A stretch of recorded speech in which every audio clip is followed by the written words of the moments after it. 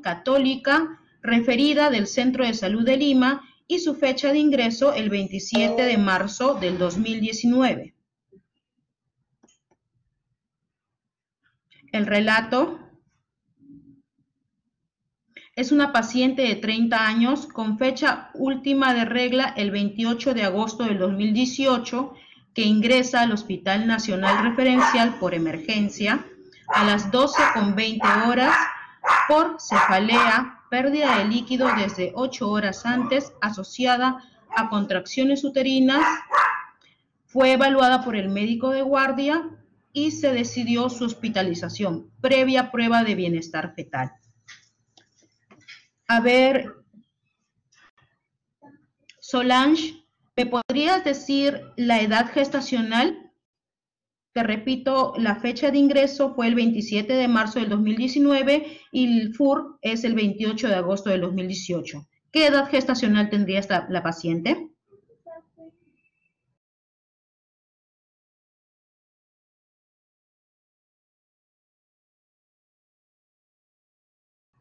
Buenas, señorita Solange.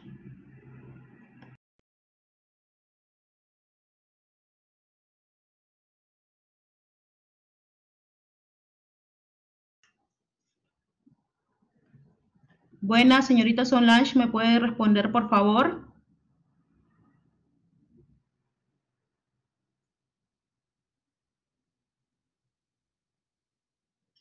A ver si no, el joven William Guamaní.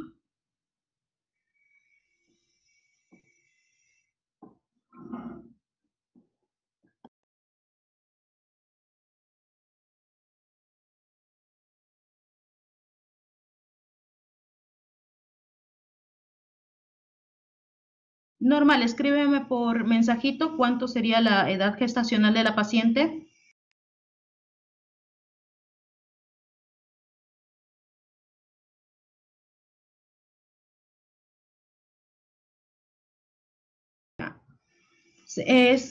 En sí, la edad de la paciente gestacionalmente sería 30 semanas, un séptimo, ¿ya? Grace, un ratito que el doctor no está. A ver, Carlos Alberto, ¿me podrías decir qué datos relevantes tiene este relato?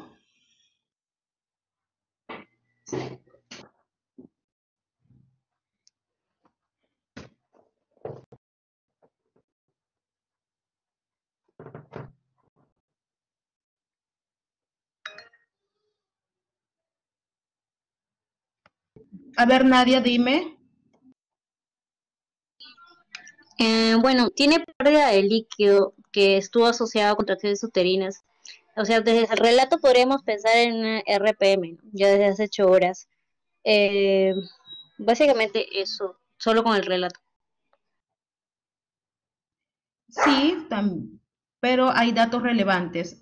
En la siguiente diapositiva vamos a ver cuáles son los datos relevantes. Sería la edad, siempre hay que ver la edad de la paciente. El FUR es un dato relevante. La cefalea y la pérdida de líquido y las contracciones uterinas. Estos serían los datos relevantes en este relato.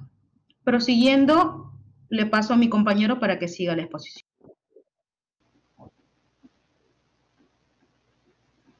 Bueno, buenas tardes. Soy Gino Centeno y a mí me ha tocado la parte del examen clínico.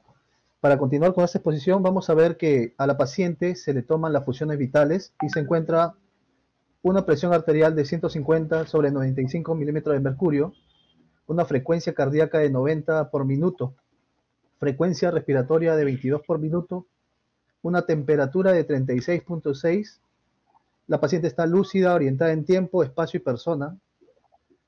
En el examen del corazón, los ruidos cardíacos rítmicos, en pulmones normales. En el abdomen, la altura uterina de 30 centímetros. El feto en longitudinal cefálico derecho. Latidos cardíacos fetales, 132 por minuto. La dinámica uterina, 1/10 cada 28 segundos. El ponderado fetal, 2000 gramos. Y ya en el tacto vaginal podemos evidenciar una incorporación del 50%, la dilatación de 1 centímetro, la altura de presentación de -4, como ya lo vimos, pierde líquido de color claro escaso, tiene una pelvis ginecoide, al evaluar edemas, tiene 2 cruces de 3, y los reflejos osteotendinosos también 2 cruces de 3.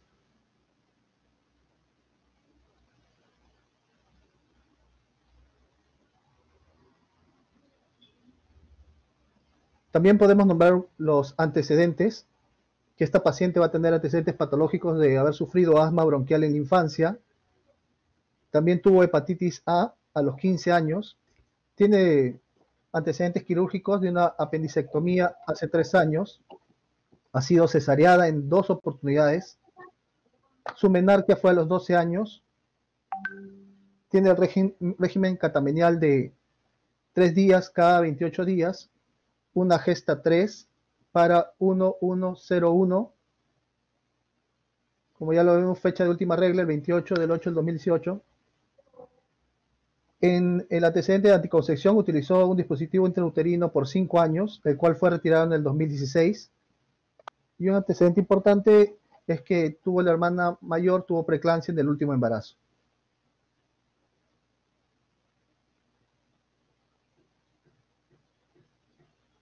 Hasta esta parte del examen clínico, ¿alguno tiene alguna duda? ¿Algún dato que le llame la atención?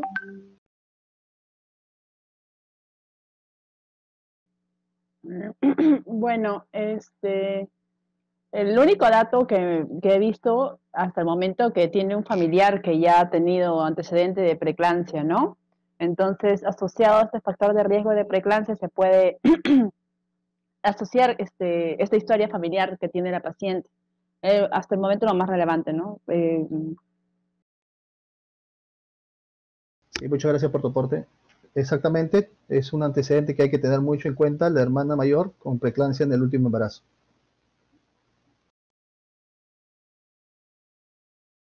Sí, también otro antecedente de interés es que ha tenido 2 cesáreas en 2 oportunidades, ¿no? Lo que la va a condicionar si en caso tenga una gestación.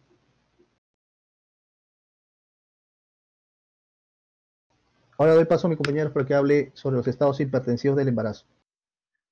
Bueno, continuando con la exposición, vamos a hablar un poco, como ya se dijo, que podría tratarse de algún estado hipertensivo en la paciente, ¿no?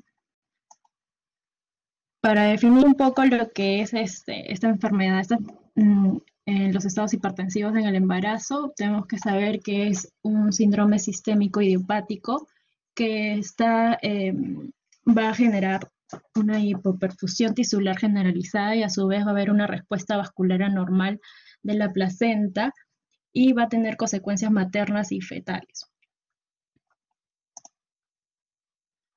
En cuanto a la incidencia, conocemos que esta es de un 6 a 8% en la población general. Es una de las complicaciones obstétricas más frecuentes, siendo así la causa número 1 de morbimortalidad materna y la segunda causa de mortalidad perinatal. En cuanto a la etiología, se manejan algunas ideas. Inicialmente, la placentación anormal, seguida de una intolerancia inmunitaria a tejidos fetales. También se habla de una mala adaptación a cambios cardiovasculares o inflamatorios del embarazo. Y por último, también dice que hay una influencia genética y también se puede ver por déficit nutricional, siendo la teoría más aceptada la placentación anormal, la cual es la que vamos a hablar ahorita. Algo breve. Ya esta se da sobre todo por el aumento de la resistencia vascular periférica, lo cual va a generar un daño endotelial y cambios metabólicos, sobre todo daño endotelial en el sistema renal. También va a generar una activación del sistema de coagulación, va a haber una desregularización entre la prostraciclina y el tromboxano.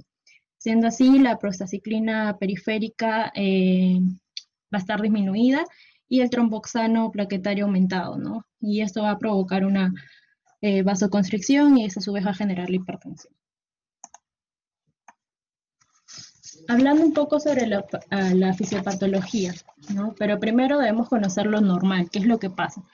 En sí, las arterias espirales tienen que sufrir una remodelación para poder generar al feto una buena irrigación. Entonces, lo normal sería que exista una primera ola de migración trofoblástica entre la semana 10 a la semana 16.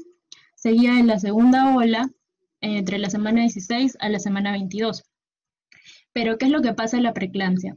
Se va a dar la primera ola de migración trofoblástica, pero hay una inhibición en la segunda ola de migración, que es decir, entre la semana 16 y 22, ¿no?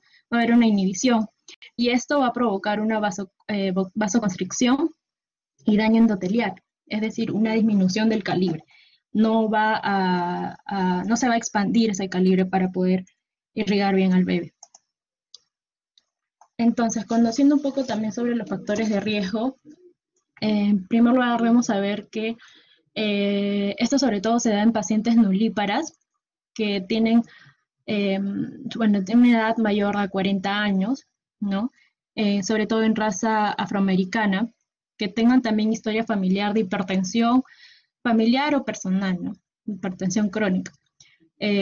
También antecedentes de una preeclampsia previa, diabetes mellitus, obesidad, ¿no? También se habla de factor de riesgo como embarazo múltiple y una enfermedad crónica. Entonces, conociendo todo esto, también debemos tener en claro lo que es la clasificación Taxford. Bueno, lo divide en 4, que es hipertensión gestacional, hipertensión crónica sobreagregada con preeclampsia y netamente preeclampsia. Entonces, sabemos que estos 4 estados van a ser una presión mayor a 140/90. Entonces, Mari Cecibel, un favor, ¿nos podrías decir cuál es el significado de hipertensión gestacional? Sí, claro, amiga. Perdón, Andrea. A ver, hipertensión gestacional, me dices, ¿no? Sí. Bueno, la hipertensión gestacional, bueno, si bien se define, también o llamada transitoria, la podemos definir que es, por ejemplo, es solamente de hipertensión, sin daño en órgano blanco, y esta pues aparece, aparece a partir de la semana 20 desde 20 de gestación, y bueno, y tiene un rango que puede desaparecer dentro de las 12 primeras semanas postparto, ¿no? Espero que te pueda ayudar. Sí, está bien. Okay. Ahora, ¿podrías también decir la definición de hipertensión crónica? En cuanto a cuándo aparece y qué sería su característica principal. Bueno, la hipertensión crónica, bueno, es es la hipertensión que generalmente aparece antes de la semana 20, y se asocia aparece antes de la semana 20 y puede persistir hasta, aparece la semana 20 y está asociada con daño, o sea, hay un daño, una patología renal de fondo. Sí, es correcto. Ahora necesito también la opinión de Carla Luna sobre hipertensión crónica más preeclampsia sobreagregada, por favor, la definición. ¿Me escuchas? Sí, sí. Ya, bueno, es un estado hipertensivo, como ahí lo manifiestas, ¿no? De una presión mayor a 140/90, pues que normalmente la hipertensión la podemos detectar menor de las 22 semanas, y pues también puede haber una aparición de proteinuria en caso mayor de 20 semanas. Y más que todo esto está asociado a lo que es un daño en un órgano blanco.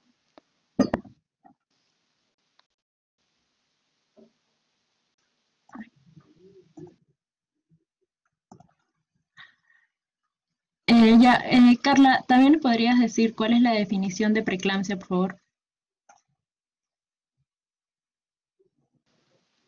Bueno, es una una hipertensión también que se manifiesta pues mayor de las 20 semanas y pues también tiene daño en órgano blanco, ¿no? Sí, es correcto. Entonces, sabiendo todo esto y viendo la historia que se presentó en diapositivas anteriores, podríamos catalogar a la paciente con una preeclampsia, ya que ocurrió después de las 20 semanas de gestación. En la semana 30 se encuentra esta paciente. Ahora, no podemos tampoco todavía si hay daño o no de órgano blanco, porque eso tendría que verse con los exámenes auxiliares que se presentarán.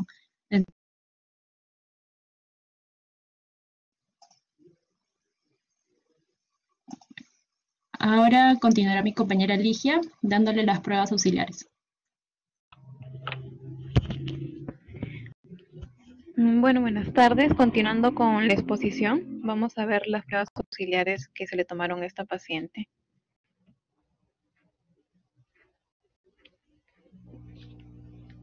Bueno, en cuanto a la hemoglobina, la prueba tomada el día 27 de marzo del 2019 tuvo un resultado de 9.4 gramos sobre decilitros. El grupo sanguíneo de la paciente es un ORH positivo. En el hemograma se le encontró 14.130 leucocitos, las plaquetas de 114.000, fibrinógeno 544, TGO 450, TGP 530, DHL 600, creatinina 1.1, urea 58 y al examen simple de orina se le encontró 3 cruces.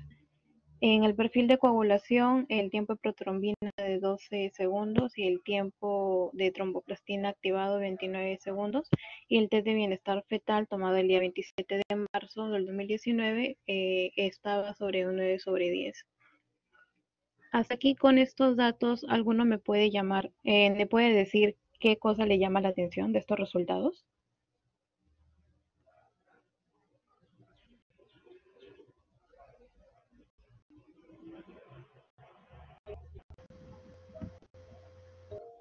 A ver, María José. Sí, buenos días. Bueno, para empezar, bueno, la TGO, como dicen nuestros compañeros, bueno, la TGO tiene que estar más de 70 para cumplir los criterios de síndrome de HELP. Y acá, bueno, la TGO está en 450. Y también podemos ver que el LDH está en 600, que cumple el criterio también para síndrome de HELP. Y bueno, la creatinina, como se esperaba, bueno, está elevada porque hay proteínas en orina y bueno, es una proteinuria, ¿no? El tiempo de protrombina también está alterado y bueno, las plaquetas todavía están en límites normales, ¿no? Y acá faltaría la bilirrubina. Después creo que ya cumple los criterios para síndrome de HELP. Sí, ahí vas bien orientada. Gracias por la participación. Y estaba mirando en el chat también que han comentado lo de la proteinuria y el TGO. Gracias por la participación, chicos. Bueno, entre los datos que nos llamó la atención es la hemoglobina, que según la Organización Mundial de la Salud, la hemoglobina menor de 11 gramos sobre decilitros en el embarazo debería ser menor, indicaría una anemia leve, si esta es de 9 a 11 gramos sobre decilitros. Otro dato que nos llama aparentemente la atención es la leucocitosis. Normalmente esto ocurre como consecuencia del embarazo, es decir, es fisiológica. Normalmente se encuentra bastante elevada en los gestantes, pudiéndose alcanzar un valor de 25.000 leucocitos por milímetros cúbicos en sangre, y esta posteriormente se va a normalizar después del parto. Otro valor importante que nos llama la atención es las plaquetas, la presencia de una trombocitopenia leve. El fibrinógeno, en este caso está en 544 y como sabemos el valor normal es de 200 a 400. Pero hay que tener en cuenta que también en el embarazo tiende a elevarse un poco y así que en este caso es normal. En cuanto al TGO y TGP, como sabemos los valores normales van hasta 40, pero en el embarazo, como mencionó mi compañera, puede aumentar hasta 70 unidades internacionales por litro y va a ser normal.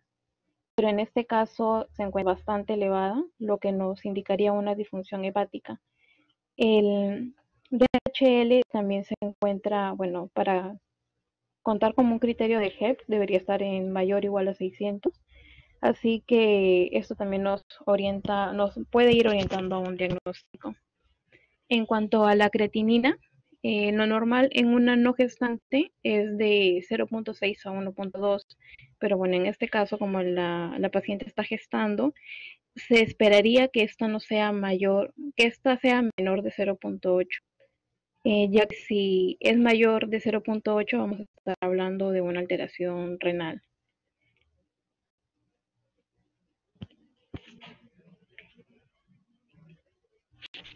Y los otros exámenes sí están normales. Bueno, la presencia de proteinuria también es otro valor, dato alterado. Aquí es importante recordar que se usa el término de preeclampsia leve, moderada o severa. Lo correcto es hablar de preeclampsia con o sin signos de severidad.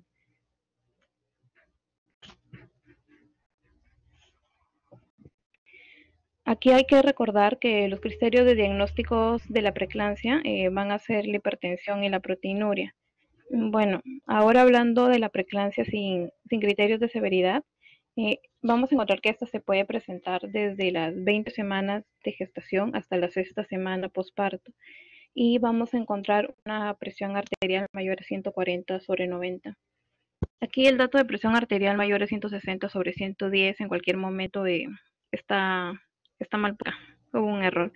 Pero entre los diagnósticos de preeclampsia sin criterio de severidad también vamos a encontrar la proteinuria mayor a 300 miligramos en 24 horas o 30 miligramos en tira reactiva, es decir, una cruz.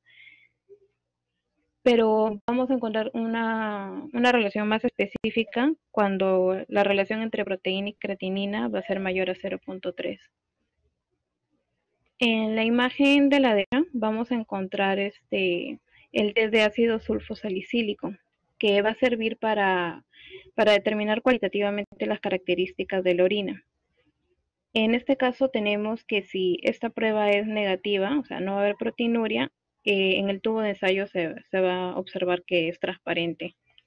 Si hablamos de trazas, vamos a encontrar una proteinuria de 15 a 30 miligramos sobre decilitro y macroscópicamente lo vamos a observar como una turbidez perceptible. Si tenemos una cruz, es decir, de 30 miligramos sobre decilitros, vamos a encontrar una turbidez sin granulación. Si hablamos de dos cruces, vamos a encontrar la turbidez pero con granulación. Si hablamos de tres cruces, o sea, con una proteinuria de 300 miligramos sobre decilitro a 1000 miligramos sobre decilitro, vamos a encontrar la turbidez con granulación más aglutinación. Y si hablamos de cuatro cruces, vamos a encontrar una proteinuria de más de 1000 miligramos sobre decilitro, es decir, prácticamente lo vamos a poder observar como un precipitado sólido.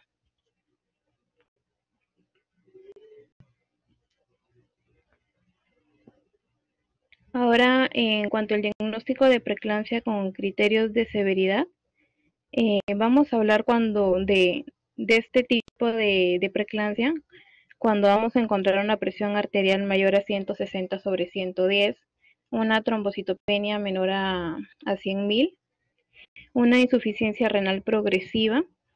Como había mencionado antes, esta debe ser menor a 0.8, ya que va a indicar un daño renal si es que es mayor a esta. También vamos a encontrar la elevación de las transaminasas al doble. O sea, es normal que se eleven al doble, pero ya mucho más de esto ya es patológico. Y la persistencia del dolor en el cuadrante superior derecho o en el epigastrio. También vamos a encontrar edema pulmonar y trastornos cerebrales y visuales como escotomas, cefaleas. También podemos percibir acúfenos o tener fotopsias.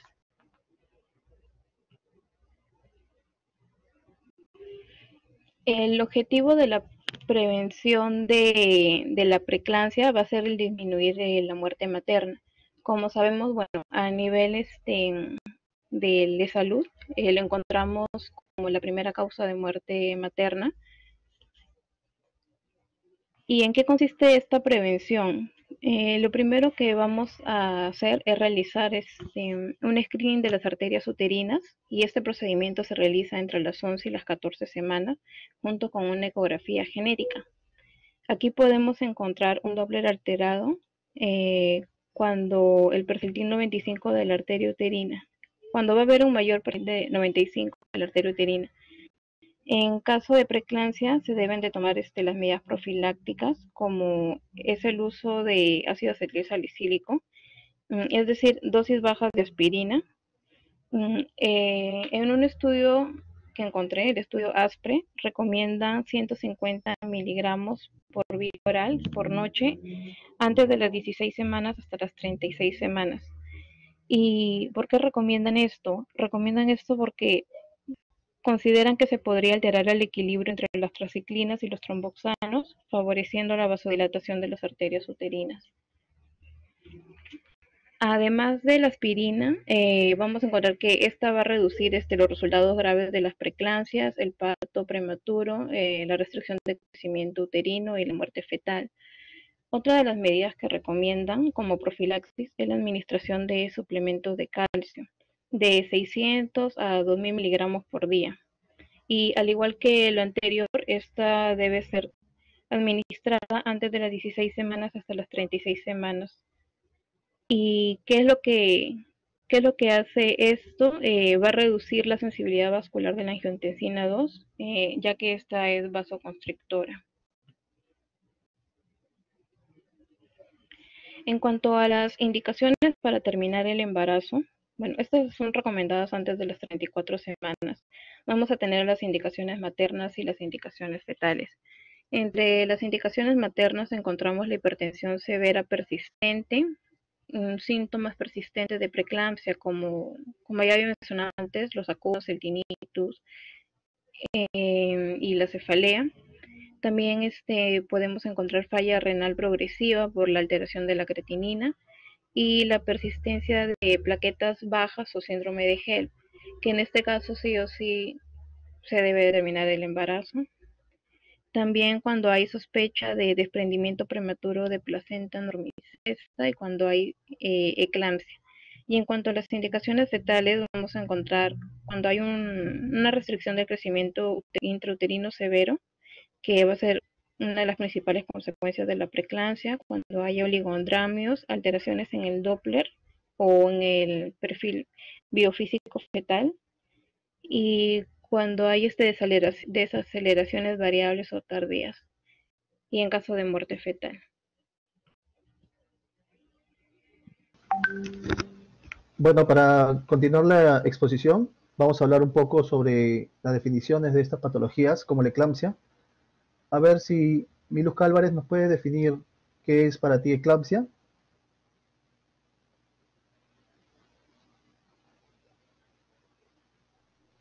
Sí, la eclampsia son las convulsiones en una paciente que ya está con diagnóstico de preeclampsia, cuando no se le atribuye a otra causa.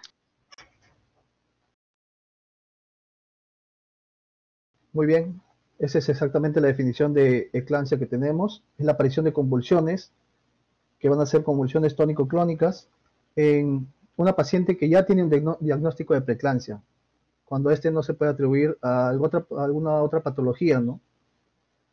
Y dentro de esto vemos que estas convulsiones van a tener una duración aproximada de 1 a 3 minutos. ¿Y cómo se originan estas convulsiones? Debido a que, como ya lo dijeron en la exposición, hay un daño endotelial por estos estados hipertensivos que van a producir un vasoespasmo cerebral, una hemorragia cerebral, un edema cerebral, encefalopatía metabólica y encefalopatía hipertensiva, que va a producir estas convulsiones en la paciente. Por eso tenemos que tener siempre presente como médicos los signos de eclampismo, unos signos que nos van a orientar un poco a que está ocurriendo o que ya va a ocurrir este efecto de la eclampsia. Dentro de estos tenemos la cefalea, los acúfenos, el tinnitus, la epigastralgia, pero principalmente tenemos que ser muy observadores para ver la irritabilidad de la paciente, si tiene alguna hiperreflexia y si se produce clonus en los pies. Estos son los signos que nos van a orientar a que nuestra paciente está en camino a una eclampsia. Luego tenemos otra de estas patologías, es el síndrome de HELP, que sabemos que es un epónimo. A ver si Gisela Velasco nos puede decir qué es el síndrome de HELP. Sí, bueno, el epónimo HELP, H significa hemólisis, L significa las enzimas hepáticas elevadas y LP, el bajo recuento de plaquetas. Correcto, muchas gracias. Como vemos, este epónimo sí nos va a hablar de esas tres condiciones: la hemólisis, la ruptura de glóbulos rojos, también las enzimas enzimas hepáticas elevadas, principalmente la TGO, que se va a producir por la necrosis del hepatocito, y la LP, el bajo recuento de plaquetas. Para esto, para diagnosticar este síndrome de HELP, vamos a tener estas condiciones, que la hemólisis la podemos evidenciar por un esquistocitos en frótesis de sangre periférica, o también la bilirrubina mayor a 1.2 miligramos por decilitro. También la elevación principalmente de la TGO mayor a 72 unidades internacionales por litro. También la LDH mayor a 600 unidades internacionales por litro. Y una plaqueta menor a 100.000. Como lo repasamos en teoría, vamos a tener criterios para diagnosticar este HELP. Y tenemos acá dos criterios. A la izquierda el criterio de Tennessee, que va a hablar de plaquetas menos de 100.000 unidades. El AST o el TGO mayor a 70 unidades internacionales, esquistocitos, donde la LDH es mayor a 600, ausencia de aptoglobina y bilirrubina indirecta mayor a 1.2. Si tiene todo, va a ser un HELP completo. Si tiene 2 de 3, va a ser un HELP parcial, ¿no? Y acá en la clase de Mississippi lo va a distribuir en 3 clases. La primera con plaquetas menores a 50.000, y AST elevada o LT elevada mayor a 40 unidades, el LDH mayor a 600, esa es la clase 1. La clase 2, plaquetas menos de 100.000, ¿no? Pero más de 50.000, y la clase 3, plaquetas menos de 150.000 y mayor a 100.000. Esta sería la clase en la que se encuentra nuestra paciente, ¿no? Con estos criterios que están en rojo. Y este síndrome de HELP nos va a dar varios signos y síntomas, donde, como dice la diapositiva, el principal que nos va a dar un síntoma sugestivo de este es el dolor epigástrico de hipocondrio derecho. Esto se da porque hay una distensión de la cápsula de Gleason, lo que va a producir ese dolor, y es a lo que tenemos que tener muy en cuenta, ¿no? También puede producir náuseas y vómitos, cefalea y fotopsia, la propia hipertensión arterial, proteinuria, manifestaciones hemorrágicas, ictericia y dolor de hombro o cuello. Prosiguiendo con la exposición, ruptura prematura de membranas. André Gallegos, ¿me podrías dar una definición de esta?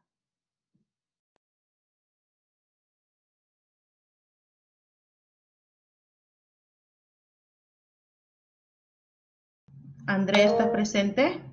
O Julio, a ver, interviene. Sí, es la ruptura de las membranas amnióticas antes del inicio del trabajo de parto. Una hora ahí. Ok. Gracias.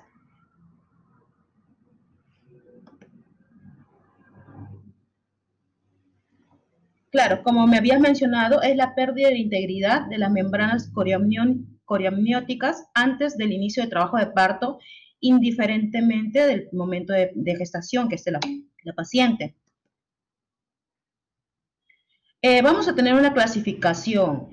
El RPM a término y pretérmino. ¿Me podría decir, Ángela Ruiz, cuál es la semana de gestación o la semana de gestación que es el corte para definir uno y otro?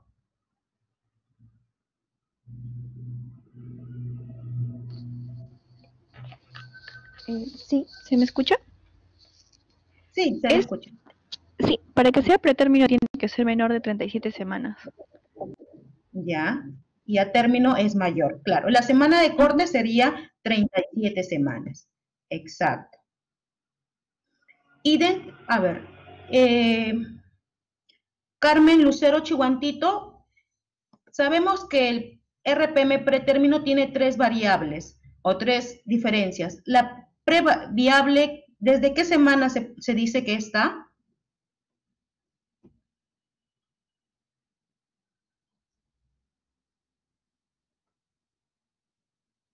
Buenas, Carmen Chihuantito. A ver, Michelle, respóndeme. La previable es antes de las 23 semanas. La lejos del término Ok, es... ¿Solo esa? ya. Ya. ¿Y en la última cerca término? Es de 32 a las 37 semanas. Exacto, muy bien.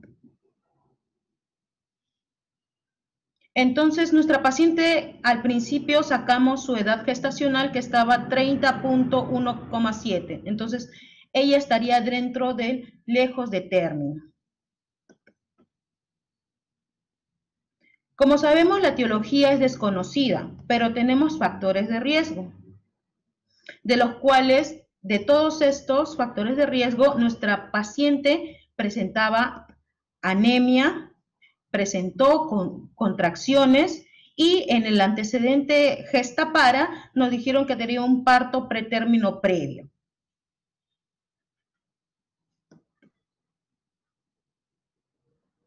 Entonces, para el diagnóstico de esta patología tenemos que saber la historia clínica.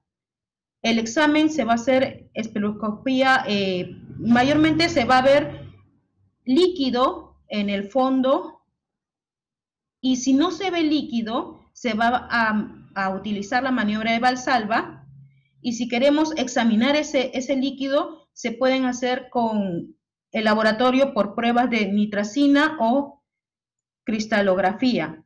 O también se puede utilizar ultrasonido para ayudarnos en el diagnóstico.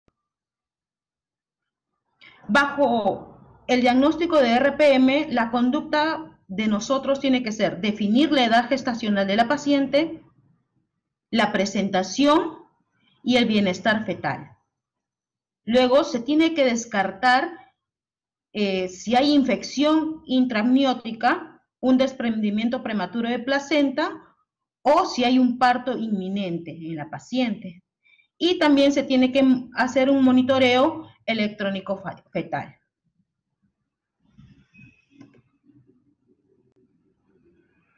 Y para el manejo tenemos que ver si la edad gestacional es antes o igual de 34 semanas, se puede culminar el embarazo por vía parto vaginal o por parto cesárea. Pero si es menor, mayormente se evalúa un manejo expectante.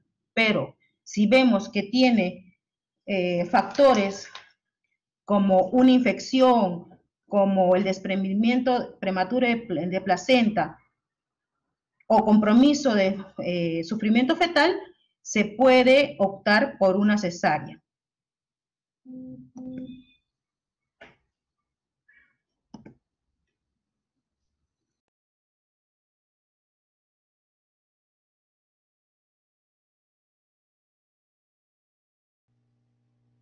¿Me aseguráis?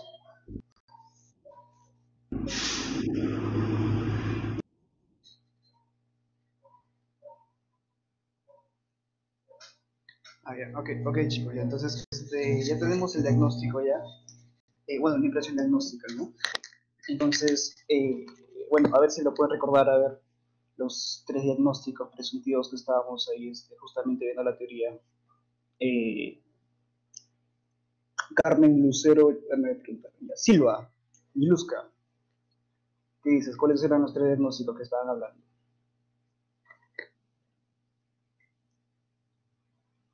Luzca. A ver, el siguiente. Ya, ajá, esa una. Ajá. Y el primero están hablando de otra. Con preeclampsia, pero una complicación de la preeclampsia que estaban hablando. ¿Recuerdan?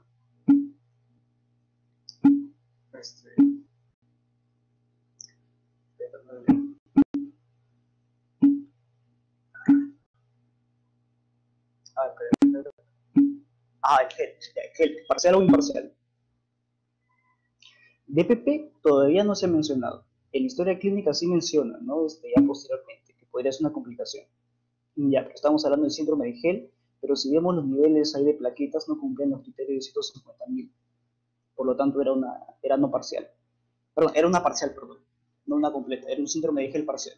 Entonces tenemos esos diagnósticos, ¿no? Tenemos la preeclampsia con signo de severidad parcial. En segundo tenemos la rotura prematura de membranas. Y también tenemos la anemia, ¿no? La anemia moderada, que está en niveles de 9,5, si no me equivoco. Ya, entonces, en base a esos tres diagnósticos, vamos a ver cuál es el plan de trabajo, ¿no? Entonces, este plan de trabajo es en base al Instituto Materno Perinatal. Y bueno, veamos ahí el flujograma.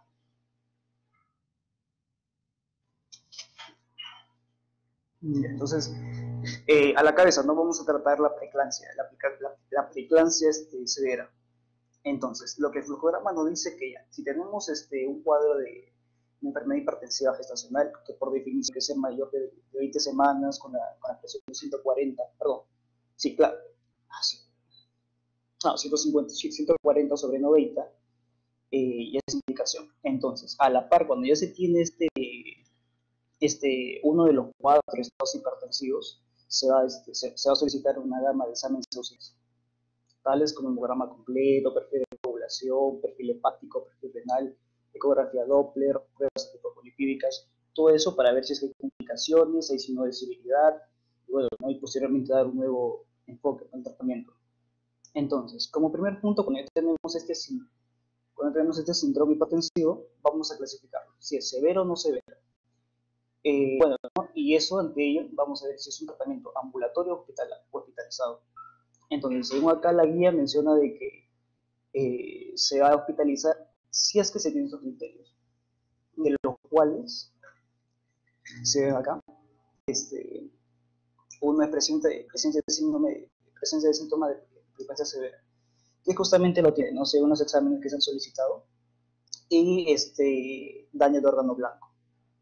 Si recuerdan, chicos, que en base a los exámenes auxiliares, qué valores estaban alterados y podrían sugerir una evidencia de daño de órganos, se nos escriben. Teníamos uno, la creatinina, que estaba en 1.1. ¿Y qué dirían? ¿Significaría evidencia de daño de órgano renal? ¿Sí o no? 1,1. ¿Qué dicen, chicos? Pueden guiarse acá al costadito, ahí dice signo de severidad. Justamente. Entonces, miren, según para poder evidenciarlo como severidad, se debe tener en cuenta estos criterios, ¿no? Y básicamente, para entender estos criterios, tiene que haber una evidencia de lesión a órgano blanco. Y ya, bueno, entonces, dentro de esos valores que tenemos de posible daño de órgano blanco, tenemos el valor de creatinina, que les estoy diciendo, ¿no? Lo normal es hasta 0,8, en este caso es 1,1, lo que sugiere una posible falla renal. De igual forma, en la urea estaba elevada, también sugeriría. ¿Qué otro valor, chicos, se recuerdan? Que podría indicar una lesión a órgano blanco. ¿Hasta cuánto era normal? Normal. ¿Recuerdan, chicos? Valores normales, 70. En gestantes. En normales es hasta 40. O sea, según gestantes no debe pasar de 70. Hablando del TGO. Exacto. Ahora, en el caso de la paciente lo teníamos cerca de hasta por 6 veces, ¿no? Tenías 450, me parece. Está muy elevado, lo que podría indicar una posible, ¿no? Lesión de la función hepática. Entonces, yo por mi parte consideraba, ¿no?, de que posiblemente podría darse una ruptura hepática. No hay evidencia, obviamente, de un dolor hipogástrico o del hipocondrio, ¿no?, para sugerir una lesión al hígado, ¿no?, que es lo más característico, en un 70%. Pero la elevación de enzima pues sugiere algo. Más posteriormente vamos a ver si es que los valores de enzima podrían ser criterio para una presumible, ¿no?, actuación frente a una ruptura hepática. Ya, a ver, chicos, otro signo que posible que sea evidencia de daño de órgano blanco. Si se llena el cuadrito.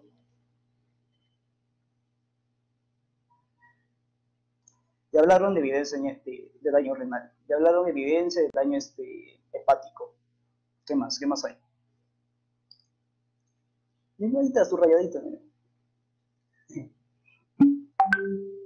Exacto, viene con cefalea, ¿no? Presumiblemente no podría ser una evidencia de daño neurológico. También hiperreflexia, ¿no? Tenía 3 cruces todavía. Ya. En el caso de alteración hematológica, las plaquetas estaban bajas, pero también DHL también es un indicador, ¿no?, también de evidencia de daño hematológico y sin estar elevado por la hemólisis. Y ahí no, ningún criterio más. Ya, bueno, en este caso estamos ya enfocándonos en una frecuencia severa. Ahora, una vez confirmado, se va a intervenir en estos 3 puntos. Primer punto, controlar la crisis hipertensiva. Segundo, prevenir las convulsiones, ¿no? Y chicos, recuerdan que había 2 criterios, o sea, bueno, 2 tratamientos indicativos para poder prevenir las convulsiones. Mencionaron en teoría. Eran 2. Incluso la doctora mostró estudios todavía. De preferencia antes de las 36 semanas, si no me equivoco. Eran 2. Aspirina y... Chicos, la segunda... ¿Cuál era? Calcio, exacto. Esos 2.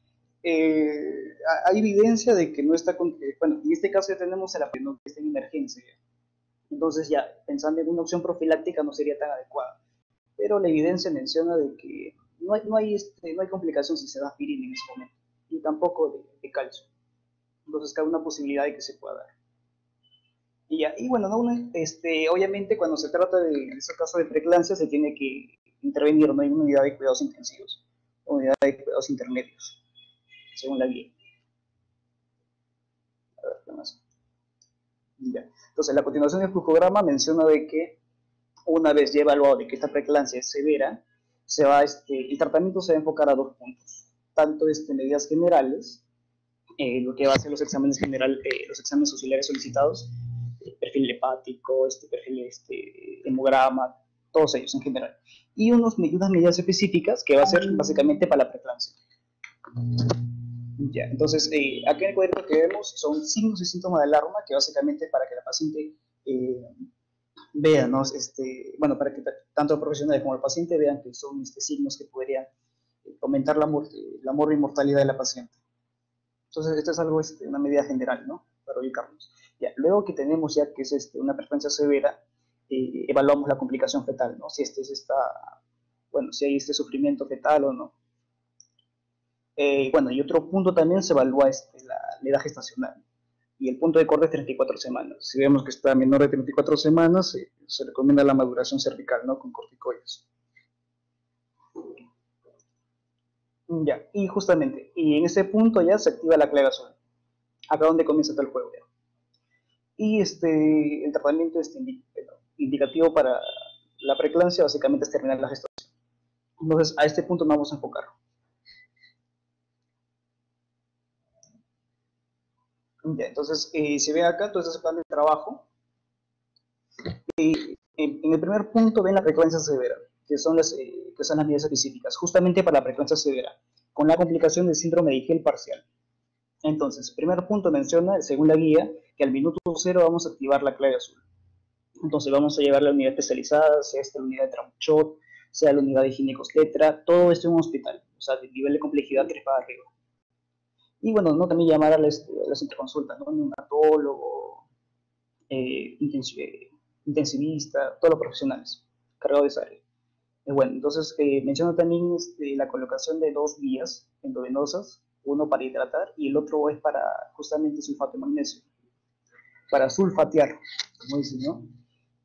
Bueno, ¿no? Se recomienda con Volutrol la sulfatación y la hidratación, ¿no? Todo con cloruro de sodio. Ya. Mire, también otro criterio que mencionaron es la teoría de que se debe tener una medida de prevención, ¿no? Para el caso de cuando se sulfatea. Entonces, se debe tener en consideración, ¿no? Como mencionaron, cuando hay ausencia de reflejos, cuando hay una depresión respiratoria, cuando hay un cese de la frecuencia respiratoria, generalmente cuando hay menor de 14 ventilaciones por minuto, se pretende una intoxicación, ¿no? Se supone que se ve, ¿no? Se ve que podría ser una intoxicación por sulfato de magnesio. Y en ese caso se da, ¿no? Gluconato de calcio 10%. De igual forma, eso menciona la guía. En el caso de los antihipertensivos menciona el uso de metildopa. A pesar de que hay un fármaco, ¿no? Mucho más indicativo, ¿no? Un beta bloqueador. Si recuerdan, chicos, ¿cuál es ese beta bloqueador? Si lo colocan ahí. Un beta bloqueador. No es atenolol, es otro. Ajá, la betalol. Claro, en Estados Unidos mencionan, ¿no?, de que ese es el indicativo, es el mejor. Pero el caso en el MINSA acá, pues consideran que sería el metildopa. 1 gramo vía oral, ajá, cada 12 horas, y con una evaluación. Ahora, si ven acá, debajo del metildopa se recomienda el uso del nifedipino. Y bueno, acá la indicación de uso de nifedipino siempre y cuando la presión sea mayor de 160. No, acá no está. Pero siempre y cuando la presión llegue a 160 sobre 110, ahí se recomienda el uso de nifedipino, vía oral. Contraindicado vía sublingual, como mencioné acá. Y dentro de los fármacos contraindicados para dar como hipertensores están pues el Dieta, el Tara-2 y el atenolol, a pesar que es un beta bloqueador. Ya. Posteriormente menciona igual que al minuto 20 se debe revelar el tratamiento que se le ha dado, verificar si hay daño de órganos con los exámenes previos solicitados. Y bueno, ¿no? Claro, como acá puse. Si hay una elevación de 160 sobre 10, se usa ya nifedipino, vía oral, no son igual. Ya, a ver, sigamos más.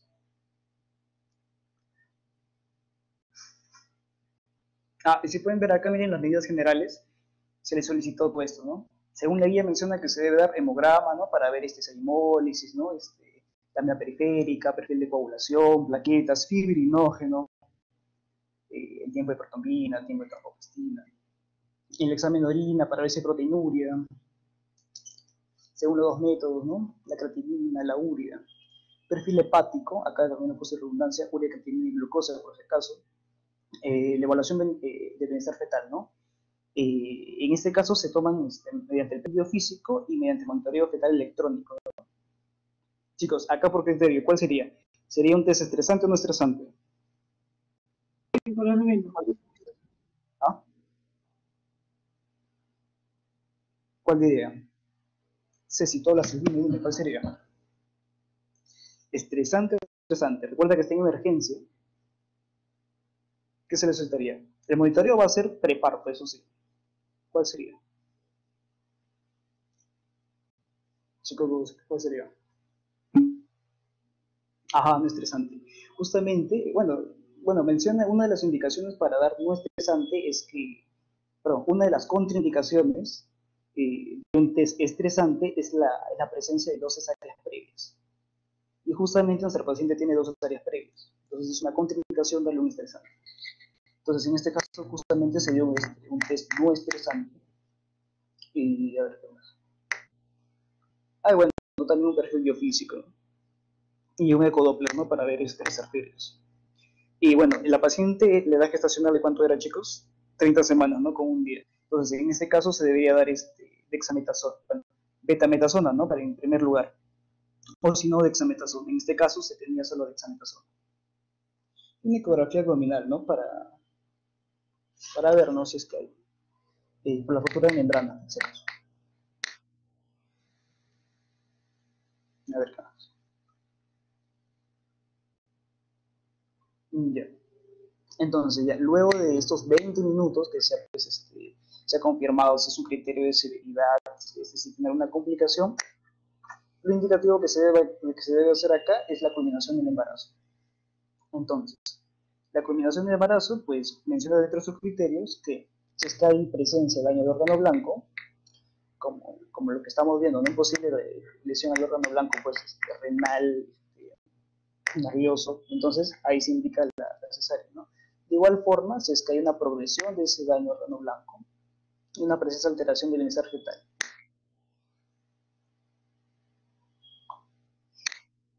La presencia de gel, que es nuestro caso. Entonces, justamente en este caso se recomienda la cesárea. Ya, en el caso de corticoides, claro, si bien dicho en la guía menciona el uso de betametasona, más que dexametasona, y bueno, de igual forma, no se solicita la presencia de los otros profesionales. A ver qué más. Ya, chicos, entonces acá tenemos un pequeño resumen. Si ven el cuadro de acá azul, es un resumen de todos los valores auxiliares que se han tomado. Y los valores de fibrinógeno, a pesar de que son de 200 a 400, se considera normal en una persona no gestante. En el caso de las personas gestantes, puede llegar hasta 600. Entonces, estos valores están normales. En el caso del TGO y el TGP, estos están muy elevados, ¿no? Más de 6 veces los valores permitidos. Entonces, justamente en este caso es lo que yo consideraba si se podía pretender, pues, prever, ¿no? En caso de una rotura hepática o de un hematoma subcapsular. Y bueno, justamente hay un estudio que menciona de que de todas las pacientes, este es un estudio justamente del Instituto de Concepción Materno Perinatal, y menciona que en un grupo de 30, si no me equivoco, de 30 pacientes con síndrome de Gel y rotura hepática, los valores de TGO y TGP estaban dentro de esta media, 680 y 518. Entonces, bueno, no está tan cerca, ¿no? Ni fue tan alejado. Entonces, en este caso, ¿no? Se presumía que, bueno, si se evidenciaba, ¿no? Un posible dolor hipocondrio, se podría tomar estas medidas, lo que se haga acá. Una laparotomía mediana infraumbilical, ¿no? Con el fin de realizar un taponamiento hepático, realizar también la cesárea, y obviamente, ¿no? Bueno, otros estudios mencionan que se podría aplicar la colocación de bolsa de Bogotá para disminuir la presión interabdominal. Eso en caso, ¿no? De que se evidenciaba una rotura hepática o hematoma subcapsular. Pero en este caso, básicamente va a ser una cesárea.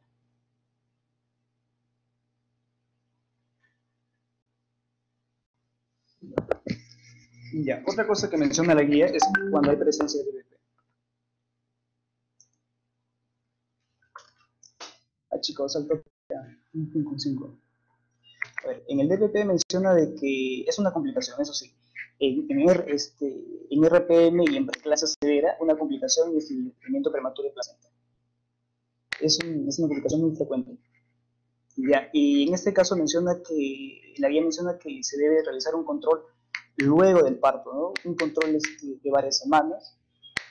Y bueno, dar estas medidas. Monitoreo, ¿no? También sulfatear hasta 24 horas por parto. Y también con sus antihipertensivos.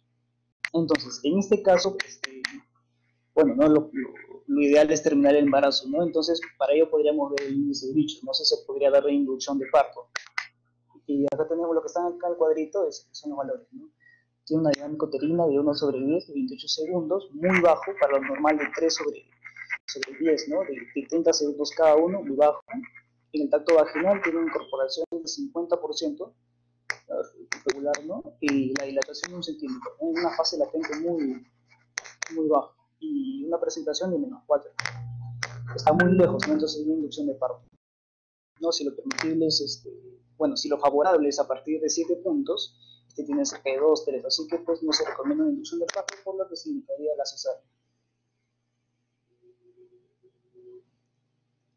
Ya, entonces en el tratamiento, ya una vez considerado, ¿no? Que se debe hacer una preeclampsia, vamos a empezar un RPM, ¿no? Entonces en el RPM menciona primer punto, hospitalización. Otro, restringir actos vaginales. Bueno, en este caso tenemos que hacerlo, ¿no? Para ver la dinámica uterina. Y bueno, lo que sí se debería acá indicar, menciona la guía, que se debe utilizar la antibiótico-terapia profiláctica, con el uso de ampicilina y eritromicina. De igual forma como menciona la teoría. Y acá menciona hasta 1 semana. En el transcurso de eso también se debe solicitar una amniocentesis, ¿no? Para poder realizar un cultivo, si en caso hay una infección de líquido amniótico, ¿no? Y una amnioscopía, ¿no? Para evaluar macroscópicamente cómo se ve el líquido amniótico. Eso con respecto al RPM. Y en el caso de la anemia, como ya había mencionado, una anemia moderada, que es menos de 10,5, lo que menciona la guía es lo que se debe dar un tratamiento de hierro terapéutico parenteral de 100 a 200 miligramos durante 3 meses. Eso es lo que recomienda. De igual forma se recomienda evaluar la causa de esta anemia, ¿no? Posiblemente sea ferropénica o no. Ferropénica, ¿no? La más frecuente que podría ser.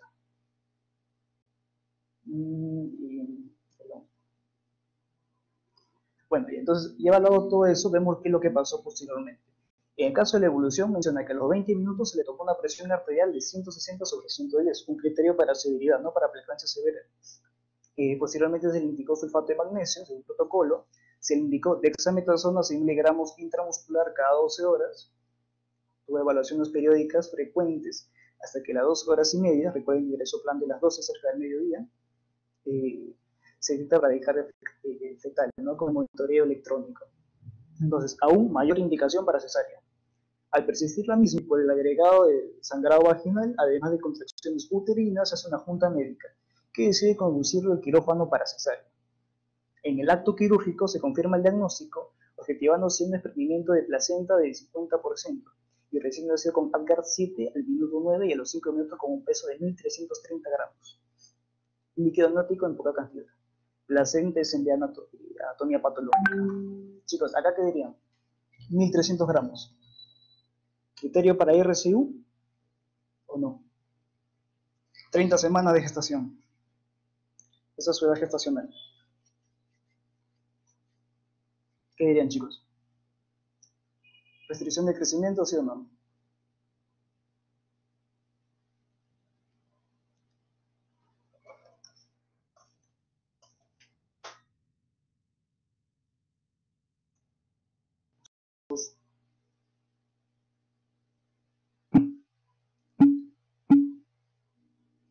Es prematuro, claro, prematuro, ¿no? Pero recuerden el criterio de RCU, ¿no? Tiene que ser menor al percentil 10, con alteración, ¿no? En el Doppler, y tiene que ser el percentil menor de 3, y ese sí o sí. Acá, en este caso, chicos, está límite. Con 1.330 gramos está superior al percentil 30, según las gráficas, ¿no? Entonces, acá, pues, por milésimas no se llega a ese diagnóstico. Eso sería todo de mi parte, muchachos. Ahora sí veamos cuál es la relación del DPP con las patologías encontradas. Continuando con la exposición, voy a hacer un pequeño resumen nada más, porque ya se habló del tema principal, lo que es la hipertensión gestacional y la rotura prematura de membrana. Solamente quise agregar nada más, ya sé que muchos tienen en un rato gerencia, así que voy a hacerlo rápido y resumido y lo principal, ¿no? El concepto que les quiero enviar. El título más que todo es hablar de desprendimiento prematuro por causa netamente de lo que es preeclampsia severa. En este caso estamos hablando de hipertensión. Ahora, normalmente conocemos por el concepto de desprendimiento prematuro de placenta, que es la separación parcial o total de la placenta, ¿no? Dentro de la inserción discidual en el fondo uterino. Y normalmente lo encontramos dentro de la segunda causa de metrorragia. Ahora, acá es una pequeña incidencia, una pequeña epidemiología, que por ejemplo se ve 1 de cada 250 embarazos. Y normalmente hay una complicación también dentro del embarazo en 1% comparado con todos los embarazos.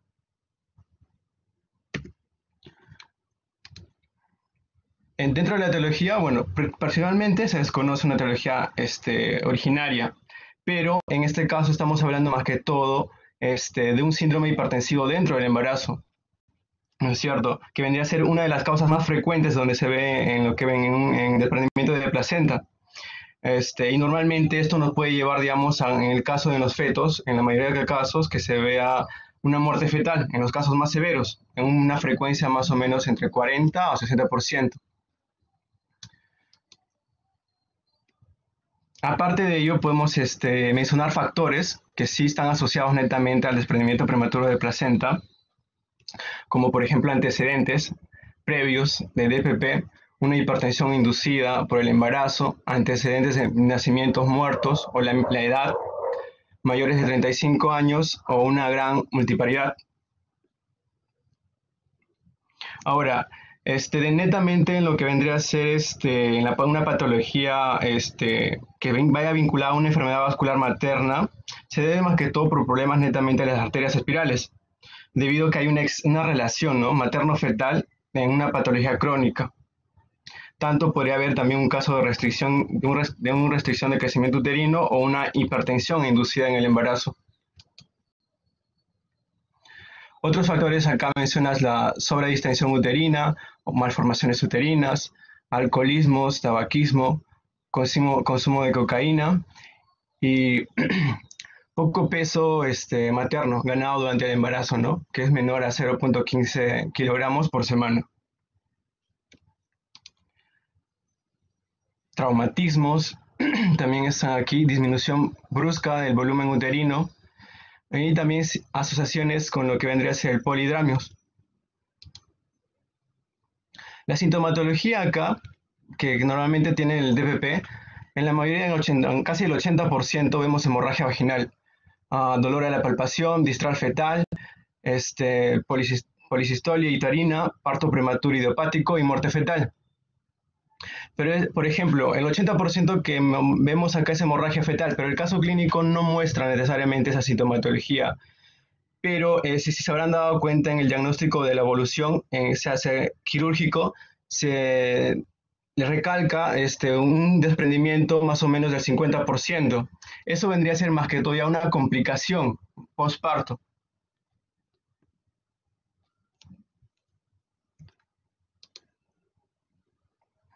Ahora, netamente, en la enfermedad hipertensiva del embarazo, 14% tienen un desprendimiento de prematuro de placenta leve.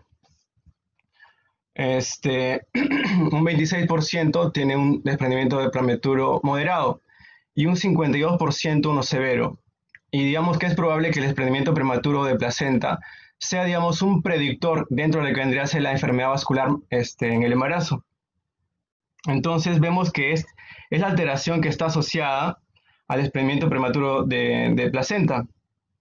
Sin embargo, nos ayuda muchas veces un examen minucioso en busca, digamos, de hallar una hipertensión prematura en la historia clínica. Entonces, normalmente está indicado en la gestante que se debe observar, por ejemplo, un sangrado durante los últimos 3 meses del embarazo, y que sea leve o grave para ver si hay también presencia de placenta previa. Normalmente, la hipertensión crónica se asocia muchas veces hasta 1.8 veces en el riesgo de desprendimiento prematuro de placenta, y libros como el Williams lo consideran hasta 3 veces, ¿cómo se llama?, el riesgo. En la clasificación, como lo vimos en la teoría, lo clasificaron en grado 0 o asintomático, leve, moderado y severo.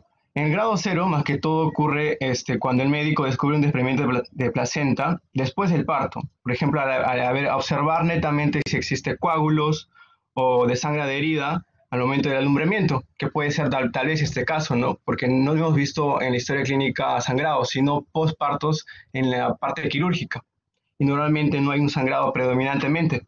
En la parte leve, en el grado 1, también se ve un sangrado escaso o ausente, ¿no? Y el útero no se presenta contraído y no hay cambios en el ritmo cardíaco o en la presión arterial. Y normalmente estos diagnósticos, tanto el grado 0 como el grado 1, se da a nivel posparto, en forma retrospectiva, donde se pueden ver ciertos hematomas retroplacentarios. También se puede ver en esos casos ya en el grado 1, aún no se muestra todavía un grado de sufrimiento para el feto, y normalmente tiende a tener una buena supervivencia y se compromete normalmente solo el 25% de la placenta. Cuando ya hablamos del grado 2, a estos signos se agregan otros signos de desprendimiento. El útero se contrae moderadamente de la madre, tiene un incremento en su ritmo cardíaco, y el 85% muestra ya signos de sufrimiento fetal, que pueden ocasionar muerte neonatal. En el grado 3, que es el más severo, ya vemos un mayor compromiso, más o menos un 50% de desprendimiento de la placenta, y casi el 98% ya existe muerte fetal. Por eso es muy importante en esos casos, más que todo, hacer en la paciente un examen minucioso, más que todo tanto en el sistema cardiovascular, para ver también y manejar la supervivencia materna. Entonces es importante en estas situaciones hacer una buena anamnesis y una exploración clínica. Acá, como en el caso de la paciente se me manejó un desprendimiento de placenta con feto vivo, generalmente en el caso de en la parte leve, solamente hay más que todo un porcentaje de 80%, o sea, la mayoría.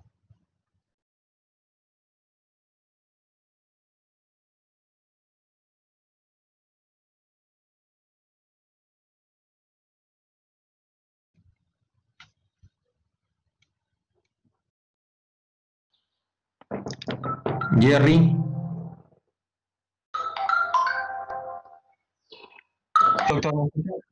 Doctor, se fue por un rato la señora. Continúa. Sí, sí. Continúa para terminar ya. Concluye. Está muy bien.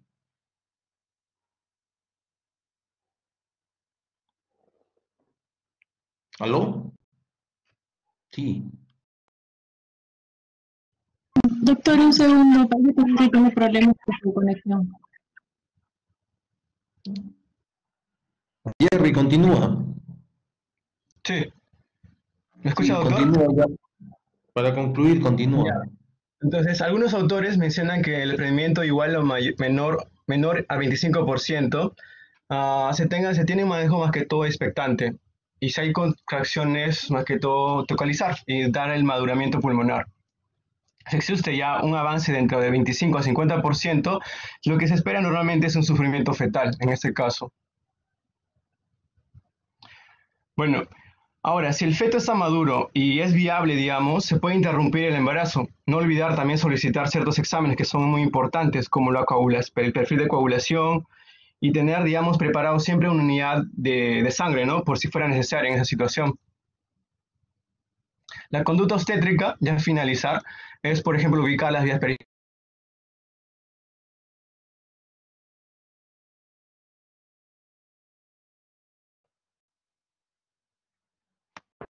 Continúa. Para terminar. Sí. Sí.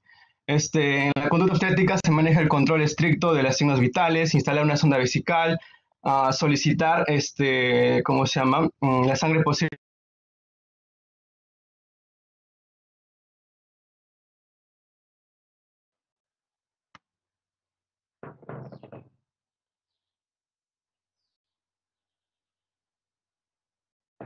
Jerry.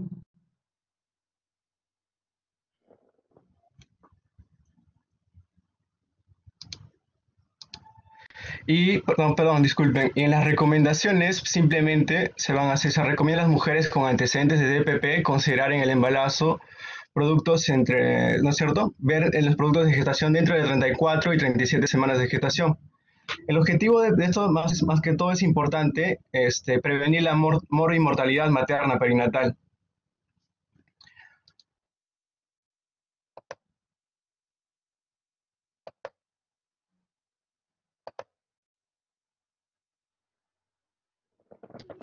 Muy bien. Muy bien.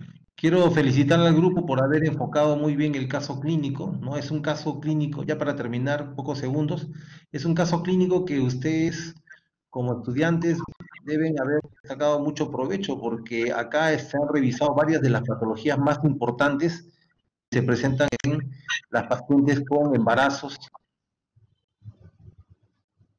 Es más, dentro de estas patologías incluso están riesgos de muerte materna, porque ustedes han visto, se trata de una paciente con enfermedad hipertensiva del embarazo, con preeclampsia con febrilidad, que ha hecho síndrome de HELP, y además, miren, ha hecho una complicación del HELP y de una complicación más que es el DPP, que también puede llevar a una hemorragia. Bien, el tiempo nos ha sido corto, vamos a dar por terminada la sesión. Muy buenas tardes, muy buenas tardes.